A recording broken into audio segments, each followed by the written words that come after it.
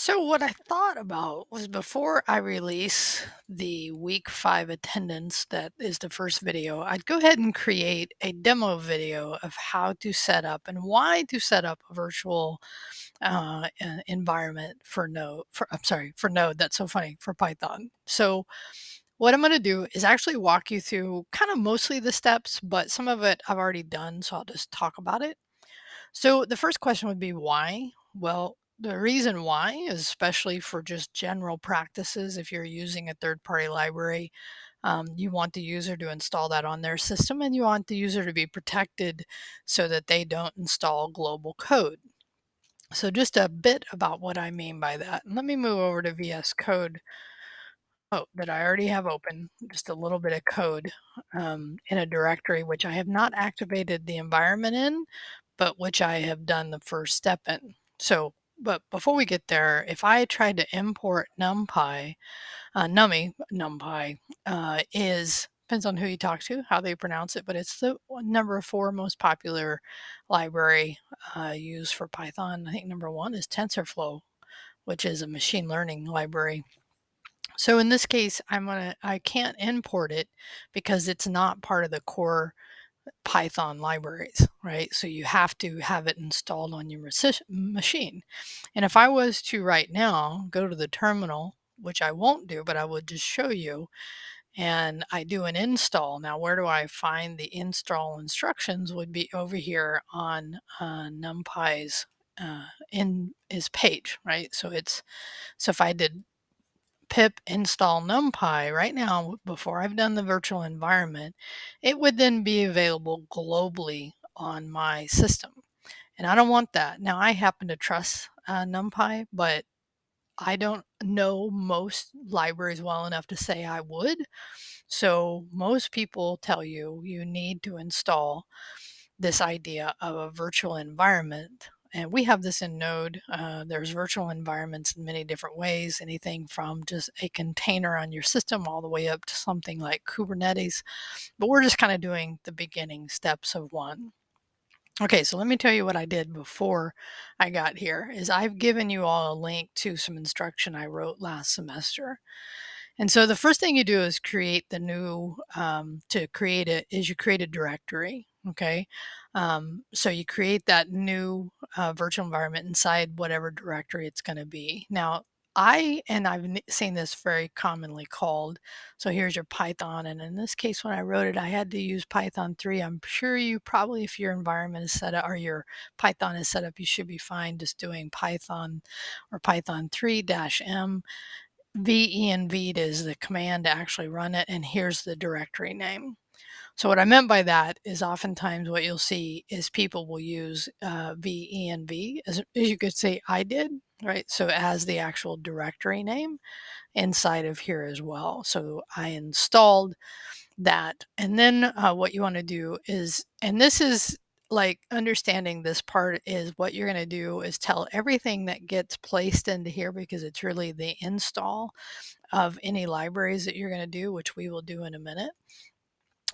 Will go into this directory, and then your git ignore says ignore anything within this directory because we're going to put our code out here, okay, in this level. Okay, you can ask me more about that, but you want to do those 2 steps, and now we're actually going to activate it. Now, I learned something recently that kind of made me rethink how I do this. So now what I'm going to do is I'm actually going to get out of VS Code. Okay, I'm going to go to my terminal, whatever you use.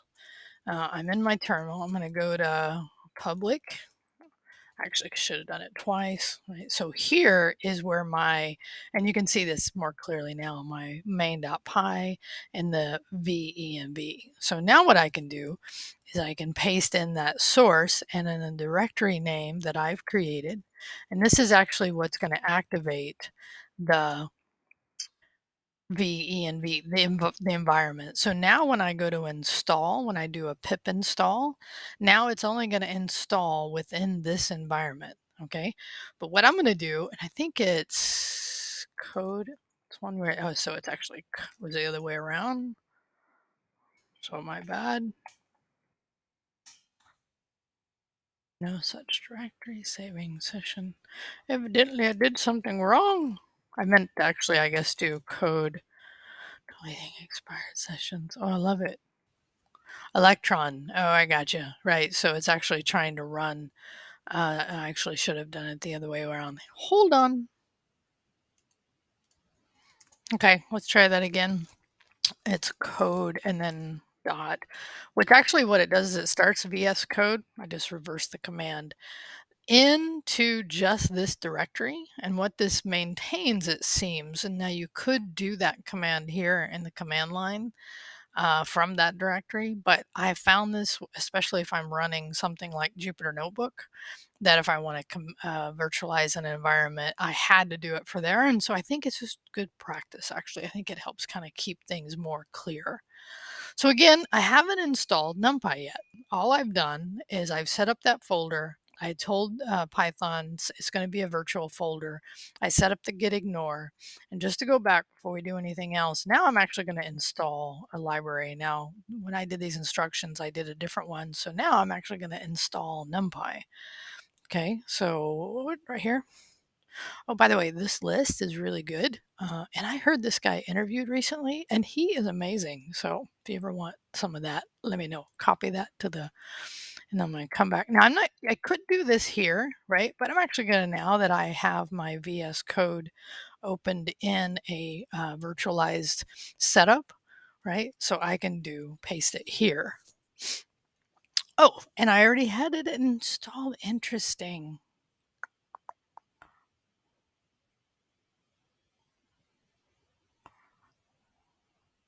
Oh, you know what? I did this before. When I was playing around before. Oh, yeah. See, look, you can already see these are all the libraries that for whatever I was playing with during that time. Oh, it must have been my Jupyter, but that's the idea. Okay. So I was like, why wouldn't it install it? Oh, it already has it. So, but at that point, you would actually install whatever library you wanted to, and then you write your code. Okay. So, and this is the key is you write your code. So now what I'm going to do is go back to I've already have some code ready to go. And then once you have written your code, then you go to do your freeze. Okay. And then you can deactivate. So let's just go back here. And now I do no longer get that, right? Because this virtual environment now has NumPy running, and then I can just run that code and it outputs, actually, I should have just done print A here. And boy, can you see NumPy is really good at taking lists to a whole other level. And this allows you to create, say, I'm going to have 15 positions. I'm going to reshape it into a 3x5. So anyway, the code's not important. What's important is the virtual environment. So now that I have some code, I have my virtual environment, I have it set up. Let's say you do a lot more work here, right? But now you want to share it out with the world. Okay. So now what you would do is this part. And this is kind of interesting because what you're doing is you're freezing and you're not really freezing. Go back. Let me show you what I mean. I can paste, can't I? I can. Okay. So what this is going to do is going to look at my virtual environment. It's going to create a requirements.txt. Okay. So if I hit enter here, what it does is I now have a requirements txt file. Okay. And here are all the libraries. Now, it's not true that in my code that I've written, I need all these libraries, but I hope you get the idea, right? That if you're writing code that needs any library that's third party that's not built into Python, this is the process you want to do it. Okay. So now what I can do is git add star. Right. And this is just telling me, hey, all this other stuff right in here. Let me make sure I'm in the right folder. I am, right? It's just telling me that, hey, that other stuff got ignored. I'm just going to do it one more time. That's fine. It's fine that I want it to be ignored. The only thing I want to be able to push out to my GitHub, and you guys will all be able to see this VENV, and I would tell you to do the reverse process, which I'll talk about in a minute. Let me clear this. I'm going to do git commit. I'm going to say demo of VENV. Good. Okay. And now, before I do this, I hope I haven't pushed it, but if I have, we'll still get the same idea, right? So if I go out to GitHub, .com CIT95, and then I go to my Rio Waller. And by the way, I noticed for some reason I did a dash there, which was correct. Okay, good. So in this case, oh look, this is great. So notice how in this VENV there's only that git ignore. Okay, there's nothing else, but in my local virtual environment, it has all the things I need to run it locally. But when I push my code, which I will now do, okay, push that code, boom. Now refresh it, boom. So what can happen now is somebody can download or clone, whatever they're going to do, this folder, right? And they have a requirements and a main. So let me show you the reverse step here. Okay. So by the way, now what I can do is deactivate. So this is the developer steps, right? So here now we've done the freezing because we've installed whatever libraries we needed. And now we've written our code, right? So it should be a bullet point by itself, but it's not. Right. And now we've frozen, and freezing in this case doesn't mean you can't do anything else. It's just telling whoever installs it. Like if I don't install another directory or another library, I don't have to do this again. But the moment I do, then I will want to do that. Okay. So I would recommend if you're interested in setting this up and making sure this works in your own environments, right?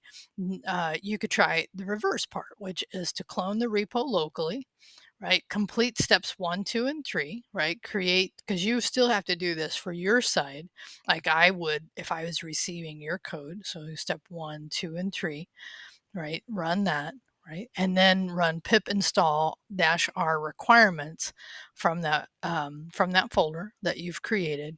And then you run your Python file. And then when you're done, you can deactivate it. Okay, so this is what the user, now we know most users aren't going to do this, but as users of somebody else's library, right, we'll talk about probably, I don't know, in this course, I don't remember, she talks about how to package up and share code.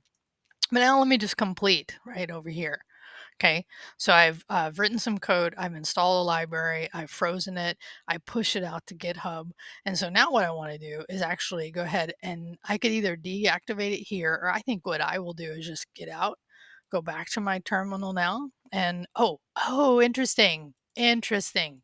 So let's actually notice what happened. I actually went back to the base code, which for me, and there's reasons why it's like that, but I'm actually going to see some. I'm going to see if I open just VS Code without, let me open it here, if it's still active. Because you do want to deactivate. Oh, good. See, still in here it is. So this is good.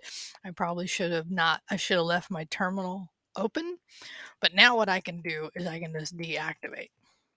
And so what this does is, and again, the thing you can see, and I know the font was pretty small, but when your prompt is here, this shows whatever your virtual environment name is. Okay. And then when I deactivated it, which means now, right? Which by the way, I wonder if I get out now, let's see if this happens. Now I'm just playing. Sorry. Well, you get to learn maybe something. So now if I open up my 90, this semester, and I go in here, right? Let's see if, yeah, see that no longer is in, no, Numpy is no longer there because I'm not in my virtual environment. I'm in my base setup folder. So I just wanted to show you that. So it is important to do that last step. So that's just, a kind of an outline of the process. I would tell you, it'd be fun for you to try to do the user part as a way to experience what somebody would go through to install your code. But most importantly, if you're going to consider using third-party libraries for your Dev 1, you're going to want to understand this way before writing code. Okay? Let me know if you have any questions.